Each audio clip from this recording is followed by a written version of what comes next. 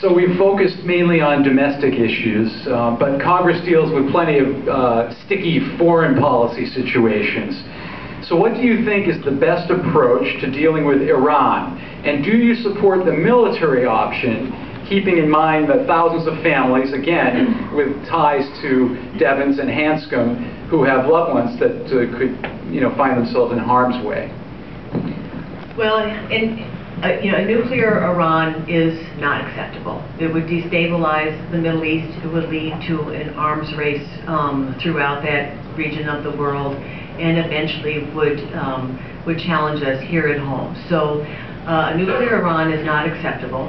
A military option can never be taken off the table.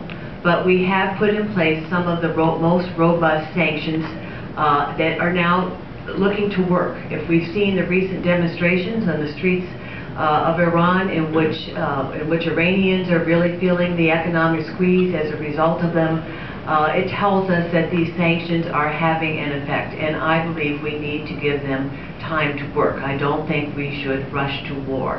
I know from my experience with meeting so many of our soldiers, the strain of multiple deployments. We have an all-volunteer army. They've been asked to fight in 2 wars simultaneously for a good number of years. We see the evidence of post-traumatic stress disorder, the unique injuries that have come out of this war, too many young people returning with very serious physical injuries and mental injuries that they will struggle with our support for the rest of their lives. So we need to think thoughtfully about any effort to engage in war, but we cannot take the military option off the table in Iran, but have to remain very focused on the sanctions and diplomatic efforts. Mr. Golnik. Thank you. There are a couple pieces of this question. The first piece is I think that we need to make a better effort to make sure that we're working in conjunction with the Israelis and the Israeli government. Israel, to me, is a beacon of hope in a very unstable region. Our relationship with the Israeli government right now, and Prime Minister Netanyahu, is at the lowest it's been since 1956.